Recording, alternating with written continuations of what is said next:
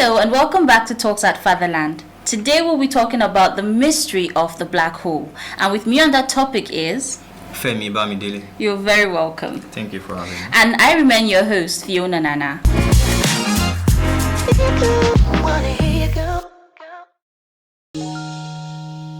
Talks at Fatherland. Over several centuries, our understanding of the black holes has evolved from early theoretical concepts in the 18th and 19th centuries to the coining of the term black hole by physicist John Archibald Wheeler in 1967, Albert Einstein's theory of general relativity in 1915, laid the groundwork by introducing the idea of gravity warping space-time. In the 20th century, theoretical developments led to the discovery of various types of black hole solutions, including Schwarzschild, Kerr, and Reisner-Nordstrom black holes. The 1964 discovery of Cygnus X1 marked a significant milestone, providing compelling evidence for the existence of black holes. Modern technology like space telescopes, such as Hubble and Chandra, has enabled detailed observations, revealing both stellar mass and supermassive black holes. Challenges persist in comprehending behavior at a black hole singularity, but they remain a vibrant subject of research, showcasing the ongoing evolution of our understanding of the cosmos. Now, Mr. Femi, what exactly is a black hole and how does it form in the universe? Yeah, the black hole is a region in the outer space where the gravitational force is so strong that it pulls anything that comes close. Okay, so how is it formed? Yeah, it is formed when the massive stars collapse. And what causes the collapse of these massive stars is when they exhaust their nuclear fuels. So they collapse. So once they collapse, it causes black hole. Wow. Okay, so how does the incredibly strong gravitational pull of a black hole affect nearby celestial objects and even light itself? Yeah, the strong gravitational pull of the black hole makes the celestial object that comes near it to orbit around it. So they orbit around it. So anything, including light, that comes, like it just pulls it in. Yeah. And nothing can come out of it once it goes in. Interesting. So explain, the significance of the event horizon in relation to black holes and what happens if an object crosses it. Yeah, the event horizon is like a boundary around the black hole in which nothing can return. So any object that goes in, it sucks it into the interior of the black hole where we don't even know what happens to them anymore. Do you know, right now I actually feel like I should just look and try to see things floating inside or something. Maybe we should call Elon Musk and probably can. I think we should do that. After you do. Say ladies first. This is not fair. Talks at Fatherland. What are the different categories of the black hole and how do they form? Yeah, we have three categories of the black hole. Yeah. The first one is the stellar, the second supermassive, and the third primordial. So the stellar is formed when the massive star collapse. Yeah. Okay. Yeah. While the supermassive is formed in the center of the galaxy. Yeah, they are formed there. But everything. Those two are usually formed. They are based on the collapse of the massive stars due to their exhaustion of their nuclear fuel.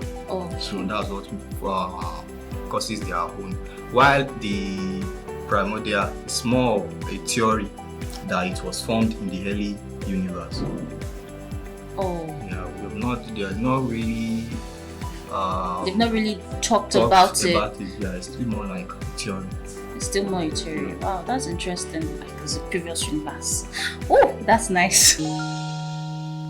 Talks at Fatherland. How do scientists go about detecting and studying black holes, especially those that aren't part of the binary system? Yeah, it can be a lot of hard work, but scientists usually study.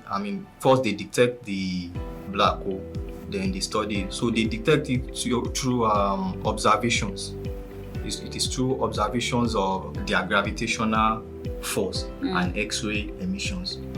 Wow. So that's how they detect it. Then once they detect it, they start to dig deep into different. Try to find more about them. Yeah. Oh, wow, that's nice. Okay, so when a star collapses into a black hole, what are the stages and processes involved in this transformation? Yeah, once a star collapses, it passes through 3 stages. Yeah, the first stage is the core. We call it core. How do I say, like the inner? Yeah, that's the core aspect of it. Yeah. So then the supernova, also we call it supernova explosion. It's more like a little explosion that causes like a spiral or something like that. Yeah. So then the last one is called core implosion. So instead of the first one, which is explosion, it's imploding. Yeah. So those are the 3 stages in which a black hole collapse. The massive star collapse.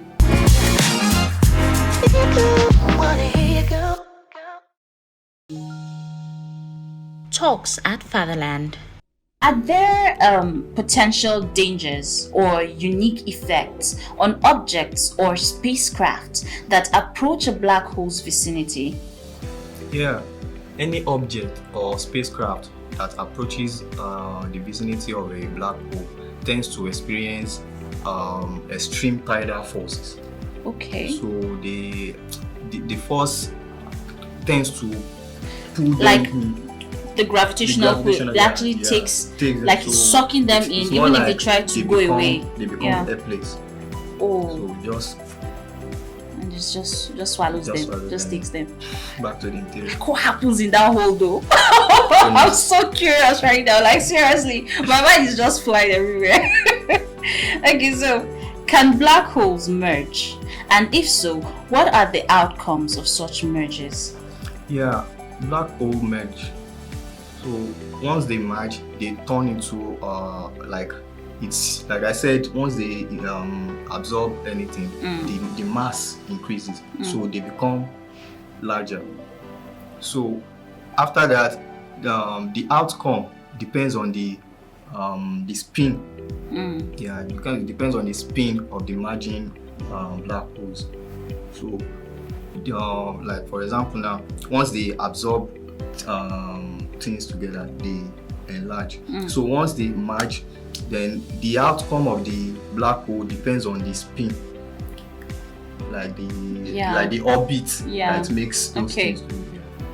Like, I'm very curious though, like when you talk about these black holes, is it possible that you can have like 3 holes like in one spot? Or like, let's take for example, this is the universe. You can have maybe the black hole here. Is it possible to have like 3 in a row?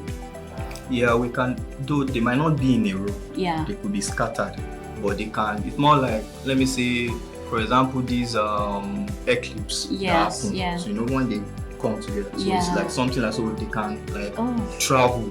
Then once they merge, they become bigger.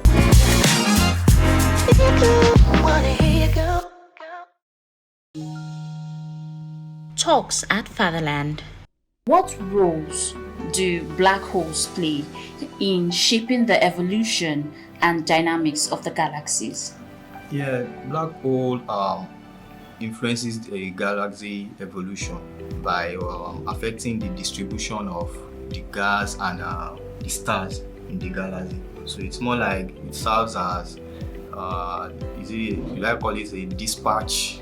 Now it helps to coordinate in like the number of stars that goes to each region or so like that. Oh, wow, interesting. In summary, the black hole is ever and still going to be a mystery. Seriously, today I don't know how I'm going to sleep. Right now, I'm actually thinking of it. I'm actually picturing myself in it. I don't think that's a good thing, because if I get sucked up, that is it. So, no, I'm not in it, but I'm actually thinking about it. So,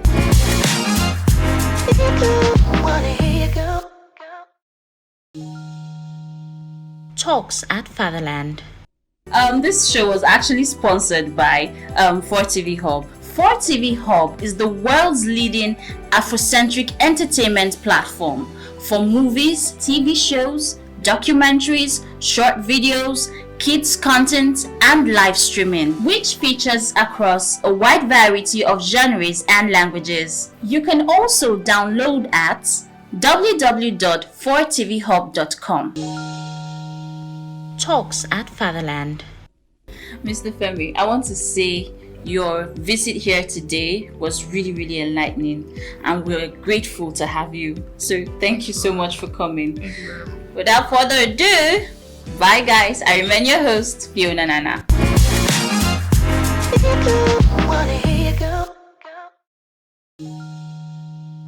Talks at Fatherland.